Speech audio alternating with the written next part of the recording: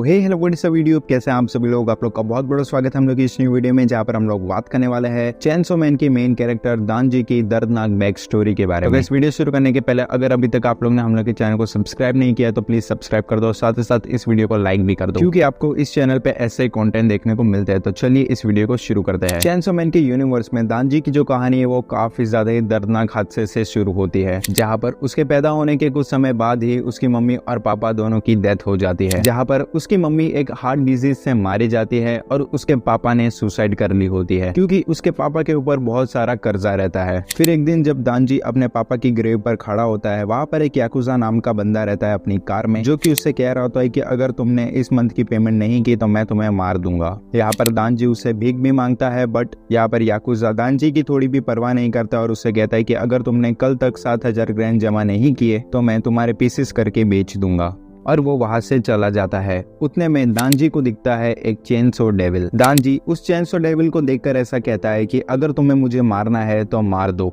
मैं तो वैसे भी मरने वाला हूँ। दांजी देखता है कि वो जो चेनसो डेविल है वो घायल है, उसके पीछे एक छोटा सा कट लगा हुआ है, और वो उससे पूछता है कि क्या तुम भी मेरी तरह ही मरने वाले हो। उतने में वो उससे कहता है कि मुझे बाइट कर लो, क्योंकि दांजी को ये बात पता रहती है कि जो डेविल है वो ह्यूमन ब्लड पीकर अपने आप को हील कर सकते हैं। तो वो उससे कहता है कि देखो, अगर तुम मेरा खून नहीं पियोगे तो वैसे भी तुम मर जाने वाले हो, तो मुझे बाइट कर लो। और यहाँ पर दांजी उस डेविल से ऐसा भी कहता है कि ये जो खून है वो चैरिटी के रूप में नहीं है, यहाँ पर हम लोग के बीच में एक कॉन्ट्रैक्ट साइन हो चुका है, क्योंकि यहाँ पर मैंने तुम्हारी मदद की तो तुम्हें मेरी मदद करनी पड़ेगी, क्योंकि मैं मरना नहीं चाहता। उसके बाद से ये दोनों हमेशा साथ साथ रहते हैं। फिर अगले दिन दांजी एक छोटे से डेविल को मार देता है और याकुजा से ऐसा कहता है कि क्या तुम मुझे डेविल हंटर के रूप में हायर कर सकते हो। यहाँ पर याकुजा अग्री कर लेता है और उसके बाद से दांजी उसके लिए डेविल्स की हंटिंग करना शुरू कर देता है। वो पैसा जमा करने के लिए डेविल हंटिंग करता है और साथ ही साथ लकड़ियां भी काटता है। गाइस, कैन यू इमेजिन एक 16 साल का लड़का अपने पापा के कर्ज को पे करने के लिए कितना कुछ कर सकता है, जैसे कि वो अपनी एक आंख, अपनी किडनी और साथ ही साथ अपना एक अंगूर भी बेच देता है। और यहाँ तक कि जब एक दिन वो रास्ते से जा रहा होता है, वहाँ पर एक पीछे से गाड़ी में एक बंदा आता है, जो कि उससे ऐसा कहता है कि अगर तुम इस सिगरेट के टुकड़े को खा जाओगे तो मैं तुम्हें कुछ पैसे दे दूंगा। दांजी वहाँ पर अग्री कर लेता है और उस सिगरेट के टुकड़े को निकल जाता है।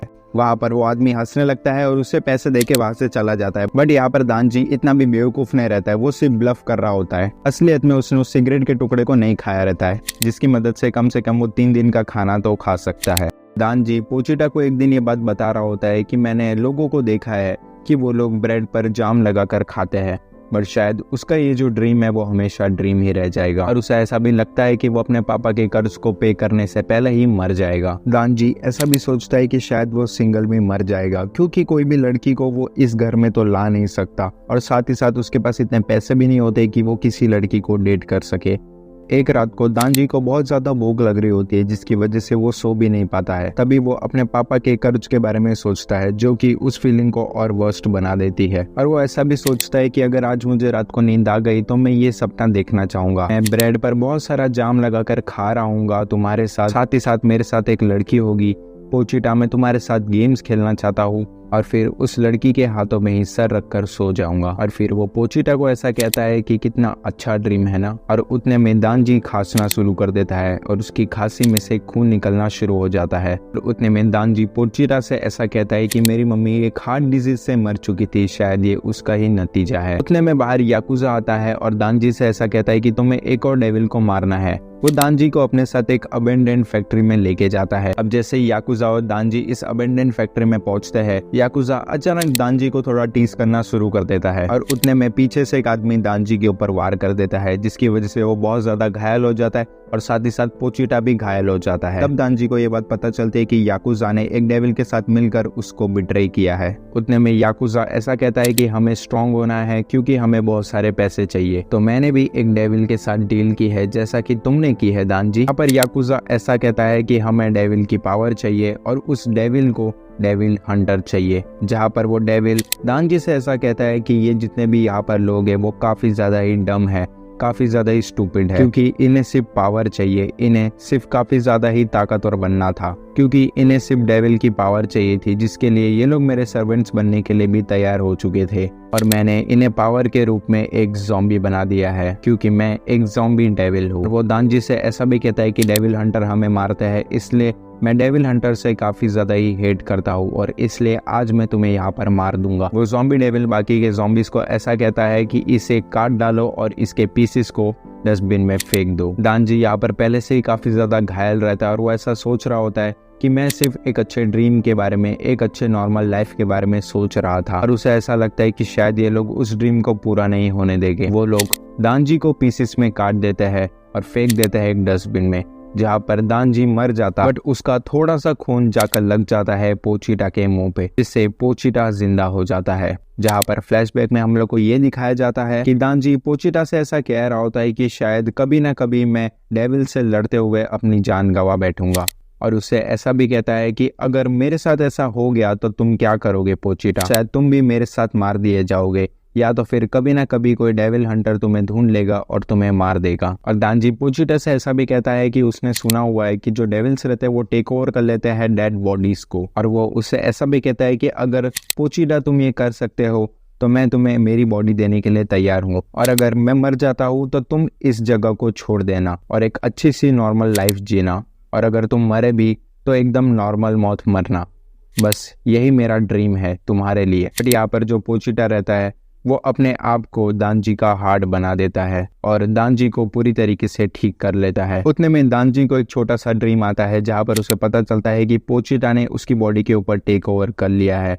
वो उससे ऐसा कहता है कि मुझे तुम्हारे और ड्रीम्स के बारे में जानना है, और वो उससे ऐसा कहता है कि ये तुम्हारे और मेरे बीच में एक कॉन्ट्रैक्ट बना है जहाँ पर मैंने तुम्हारे हार्ट की जगह ले ली है। यहाँ पर वो दानजी से ऐसा भी कहता है कि मुझे तुम्हारे और ड्रीम्स देखने हैं। अब यहाँ पर दानजी पूरी तरीके से ठीक हो जाता है और वो देखता है कि उसके सीने में एक चेन लटक रही है, जिससे उसे पता चल जाता है कि पोचिटा उसका हार्ट बन चुका है। और साथ ही साथ पोचिटा ने दानजी को पूरी तरीके से ठीक भी कर दिया है। जहाँ पर उसने पैसों के लिए अपनी एक आंख और साथ ही साथ एक अंगूर बेच दिया था, वो भी वापस आ जाता है। और यहाँ पर जैसे ही वो ज़ॉम्बी डेविल दानजी को देखता है वो ऐसा कहता है कि अभी तक ये अलाइव कैसे है जब हम लोग ने इसे पीसेस में कट कर दिया था। कहता है इसलिए मुझे डेविल हंटर बिल्कुल भी नहीं पसंद है। यहाँ पर दानजी ऐसा सोच रहा होता है कि इनके पास एक अच्छी खासी लाइफ है तो ये लोग ऐसा क्यों कर रहे हैं। मेरे पास जब तक पोचिटा था तब तक सब कुछ ठीक था, बट मैं अभी एक अच्छी लाइफ के बारे में ड्रीम कर सकता हूँ।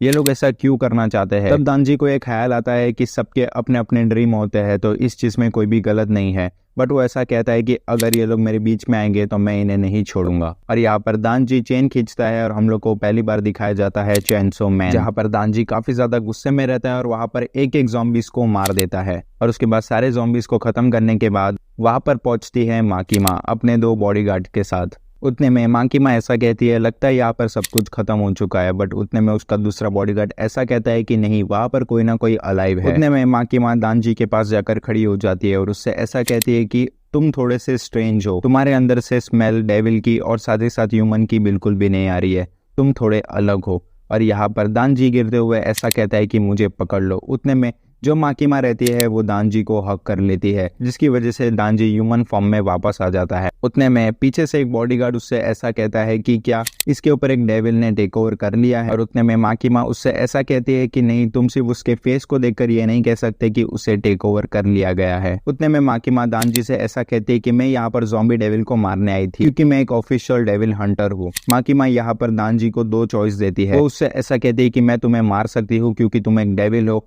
या तो फिर तुम मेरे पेट बन जाओ एज अ ह्यूमन। और वो उससे ऐसा कहते हैं कि अगर तुम मेरे पेट बनने के लिए रेडी हो जाते हो तो मैं तुम्हें प्रॉमिस करती हूँ कि मैं तुम्हें अच्छे से खाना खिलाऊंगी। दानजी उससे ऐसा कहते हैं कि क्या तुम मुझे ब्रेकफास्ट भी दोगी, और ब्रेकफास्ट में क्या दोगी। उतने में माकीमा सोचते सोचते ऐसा कहती है कि मैं तुम्हें टोस्ट दूंगी जिसके ऊपर बटर लगा होगा और साथ ही साथ जाम भी।